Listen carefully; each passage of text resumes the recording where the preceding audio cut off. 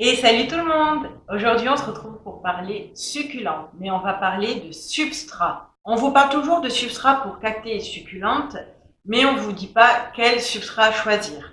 On vous dit juste qu'il faut qu'il soit drainant pour éviter l'excès d'eau. J'ai eu l'occasion d'en tester deux différents, en intérieur et en extérieur, et du coup, je vais vous dire ce que j'en pense. Ce que l'on recherche dans un substrat pour cactéies succulentes, c'est le drainage. Le but étant de trouver un substrat bien pour les plantes, mais aussi pour nous, afin d'éviter de faire des mélanges ou de rempoter régulièrement. Ce que moi je recherche en plus, c'est que le terreau ne se compacte pas trop vite, car si le substrat est trop compact, les racines ne vont pas pouvoir se développer correctement et du coup ça va réduire le développement de la plante. Ce que je recherche aussi, c'est que le substrat ne se déshydrate pas trop vite non plus, qu'au bout d'un moment, qu'on ne soit pas constamment obligé de faire des bains à nos plantes, qu'ils se réhydratent correctement pendant quelques temps quand même. Mais ce que je recherche surtout, c'est un temps de séchage correct.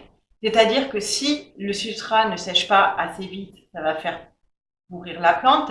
Et s'il sèche trop vite, la plante ne va pas pouvoir se réhydrater correctement. Car, d'après ce que j'ai pu remarquer, j'ai l'impression que les plantes boivent en 48 heures. Il leur faut au moins une humidité pendant 48 heures. Et s'il sèche plus rapidement que ça, la plante ne va pas pouvoir se réhydrater correctement. Du coup, elle ne va pas avoir l'apport d'eau nécessaire et la plante ne va pas se développer correctement non plus. Parce que ce que j'ai pu remarquer aussi, c'est que après chaque bon arrosage, dans les conditions idéales, la plante me fait toujours une super poussée de croissance. À mon sens, il faut absolument que dans le substrat pour cactéies succulentes, il y ait de la pouzzolane et du sable. La pouzzolane, c'est une roche volcanique rouge. Je ne suis pas pour la perlite dans les substrats pour cactéies succulentes, parce que ce que j'ai pu remarquer, c'est que la perlite remontait en fait à la surface. Et à mon sens, ça n'a pas grand intérêt. Alors, le substrat de chez Fertiligène. Ce substrat-là, je l'utilise depuis toujours, parce que dans les magasins près de chez moi, il n'y avait que celui-là. Alors, je l'ai toujours utilisé tel qu'il était dans le sac, mais cet été a été un été particulier. Et du coup, j'ai eu de mauvaises surprises et il a donc fallu que je m'adapte. Alors, la composition. Ils disent dedans qu'il y a de la tourbe, de la pouzzolane, du sable et de l'engrais. Mais à mon sens, il n'y a pas suffisamment de sable, ou alors le sable qu'il y a dedans, il est trop fin. Pour les plantes d'intérieur, je le déconseille.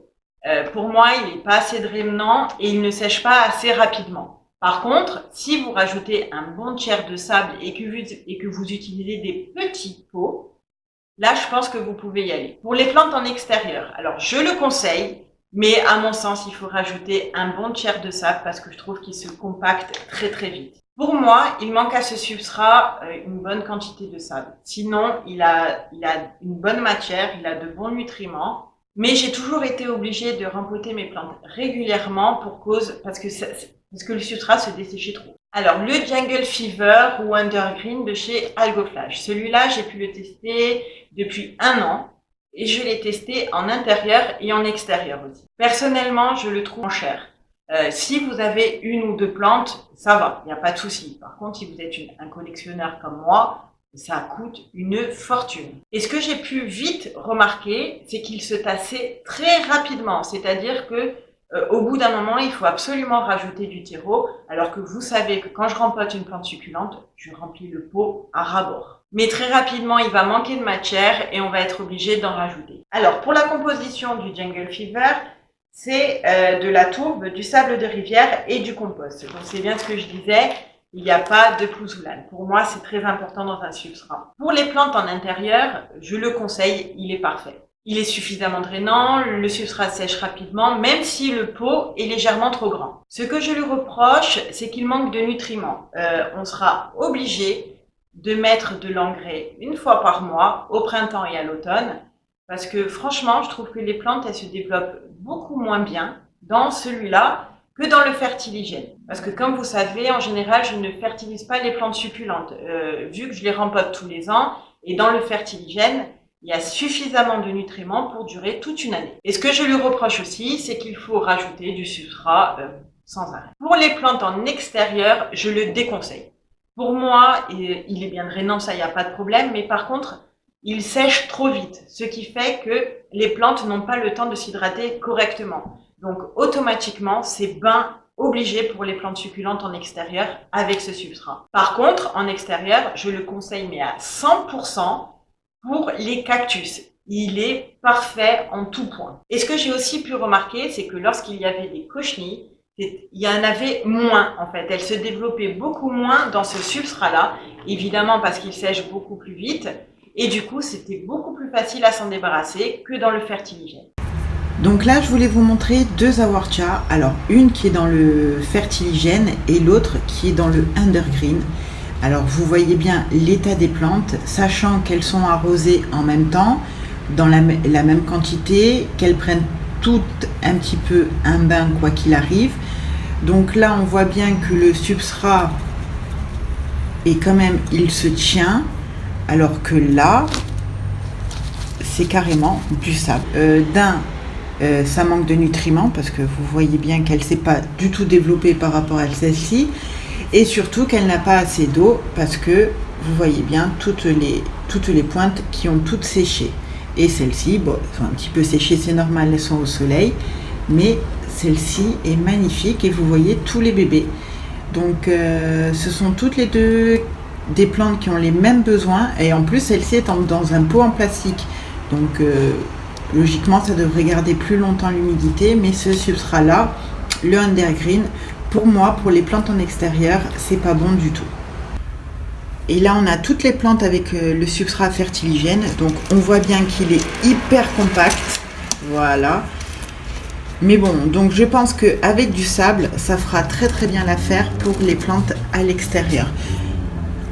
Là, pareil, il est dur, mais la plante va très très bien, elle me fait des feuilles, donc c'est que tout va bien. Donc voilà d'autres plantes avec le substrat fertiligène, donc elles vont super bien, elles se sont bien développées, elles m'ont fait pas mal de bébés, celle-ci elle va mais hyper, toutes les autres vont super bien, il n'y a rien à dire. Mais celles qui sont dans le undergreen, pour l'extérieur vraiment, c'est pas bon pour moi, mais vraiment, mais à l'intérieur par contre il est parfait. Alors, bilan de tout ça. Pour moi, pour les plantes d'intérieur, on a trouvé le bon substrat. La seule chose que j'ai à lui reprocher, c'est qu'il manque de nutriments et du coup, il va falloir lui apporter de l'engrais pour plantes, pour cactées et succulentes, une fois par mois du printemps jusqu'à l'automne. Pour ce qu'il en est de l'extérieur, là, je suis en train de tester le fertiligène avec un apport de sable supplémentaire. J'apporte 1/3 de sable pour 2/3 de terreau. Pour l'instant, ça me convient, j'en suis contente, mais il est trop tôt pour en tirer des conclusions. L'apport de sable supplémentaire au substrat va apporter un drainage supplémentaire. Ça va permettre à l'eau de s'écouler plus rapidement, du coup au substrat de sécher plus rapidement aussi. Et ce que j'aimerais voir en fait, c'est si grâce au sable, le substrat se compacte moins. Dites-moi en commentaire ce que vous en pensez et votre expérience avec ces deux substrats. Je suis curieuse d'avoir votre avis. Dites-moi aussi si les vidéos où je donne mon avis vous plaisent et quel sujet vous aimeriez voir sur la chaîne. J'en ai terminé avec cette vidéo. J'espère que les informations que je vous ai données vous seront utiles. J'espère vraiment que cette vidéo vous a plu. Si c'est le cas, n'hésitez pas à la liker, de vous abonner et de venir me rejoindre sur Instagram. Sur ce, je vous fais plein de gros bisous et je vous dis à bientôt dans la prochaine vidéo. I got time, it's clear to see from up here. The world seems small. We can sit together